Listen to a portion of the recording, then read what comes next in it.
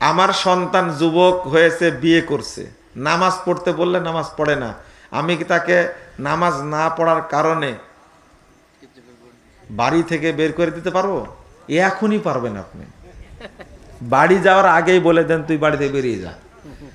এই কাফেরকে আপনি খেতে দিবেন কেন? যে নামাজ পড়ে তাকে বেনামাজি বলা যাবে না, জানেন আপনারা? যে নামাজ পড়ে না তাকে বেনামাজি বলা যাবে না, অমুসলিম বলা যাবে না, ওকে বলতে হবে কাফের। কি বলতে হবে? মুশরিক। কি বলতে হবে? মুশরিক। সেটা আপনার বাপ হলেও। যখন প্রশ্নই করলেন উত্তরটা দিয়ে দিই, আপনার বাপ নামাজ পড়ে না, আপনি যদি এই বাপকে মরার পরে কাফন পরায় যদি মসজিদে হাজির করান, তাহলে প্রথম শাস্তি হবে আপনার। আপনি কেন এই কাফের লোকটাকে কাফন পরায় নিয়ে আসলেন? আপনি এই মুসল্লিদের কেন জানাজা পড়ালেন? কারণ মুসল্লিরা দোয়া করতে পারে একমাত্র তার জন্য যে ব্যক্তি মুমিন ঈমান নিয়ে মারা গেছে। আপনি কেন কাফেরকে নিয়ে আসলেন? মা হলেও নিয়ে আসা যাবে না।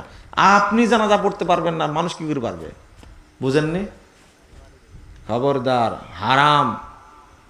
বেনামাজির জন্য, মুশরিকের জন্য, কাফের জন্য দোয়া করা কি হারাম। আপনি যদি ওকে গোসল দেন, এটাও হারাম। কারণ এই কাফেরকে গোসল দিতে কোনো মুসলমান পারে না।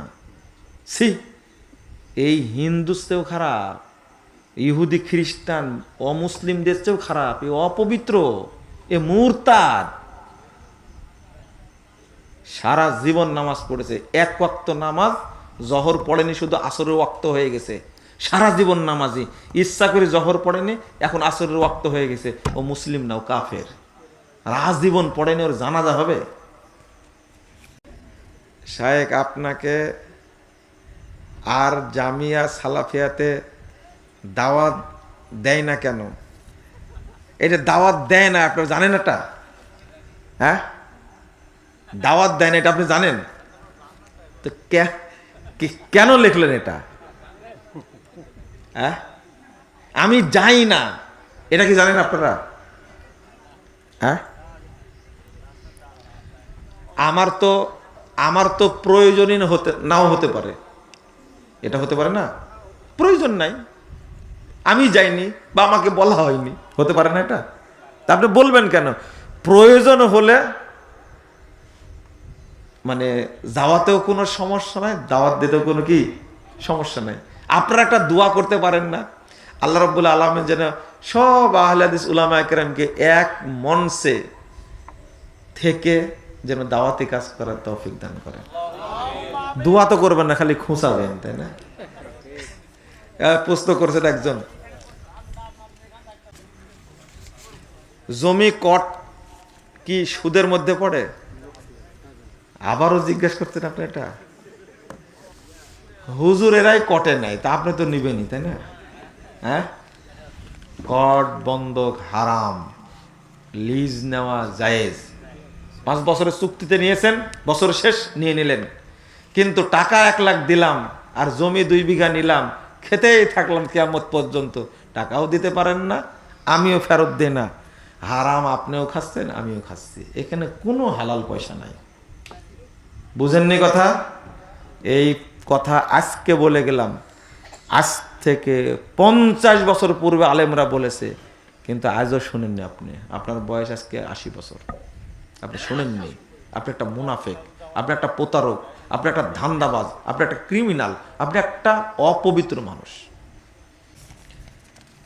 হারাম খাবার খেয়ে কি ইবাদত কবুল হবে? হ্যাঁ, এবার আল্লাহর কাছে পৌঁছে যাবে। সি সি সি, এটা আপনিও তো জানেন, হারাম খেলে ইবাদত কবুল হয়?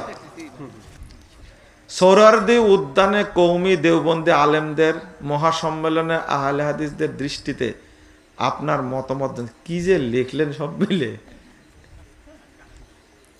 মহাসম্মেলন করেছে কি ইসলামের জন্য? তাই বলেন আগে, ওই 7 গ্রুপকে বাতিল করার জন্য। হ্যাঁ, খুব ভালো বুঝেন তাহলে দেখতেছি। সাদ, এই তাবলিগের আমির সাদকে বাংলাদেশে অবাঞ্ছিত ঘোষণা করেছে, যদি সাদকে ঢুকতে দেওয়া হয় বাংলাদেশ অচল করে দেওয়া হবে।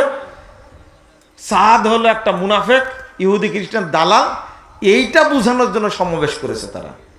আপনাদের যদি করার ইচ্ছা থাকে করান, কাউকে ডুবানোর জন্য, তবে ইসলামের জন্য করেন। যা করেন কিসের জন্য? ইসলামের জন্য। যে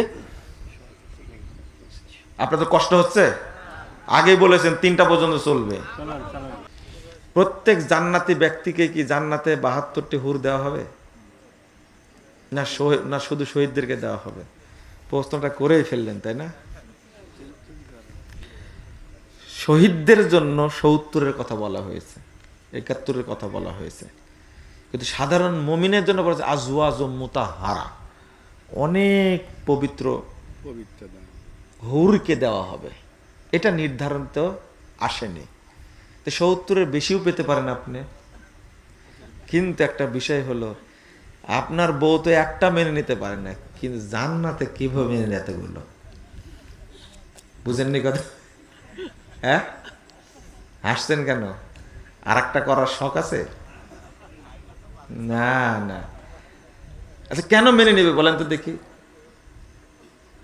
আপনি আর একটা করেন, মনে করেন অথর্ব হয়ে গেছে, চলতে পারে না, অসুস্থ অবস্থায় আছে, খালি বলে দেখবেন বিয়ে আর একটা করলে হয় না, ওই অসুস্থ অবস্থাতে আপনাকে বিষ খাওয়াই দেব।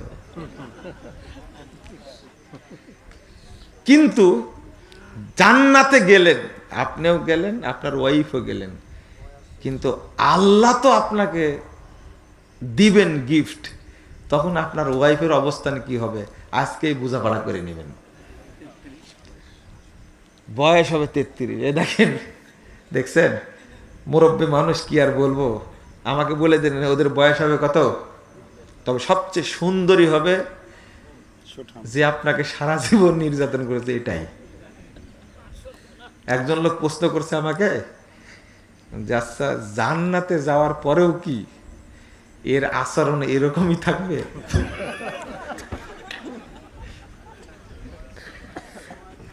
আমি হাসতে, এই পুরুষ মানুষটা কত অত্যাচারিত চিন্তা করেন।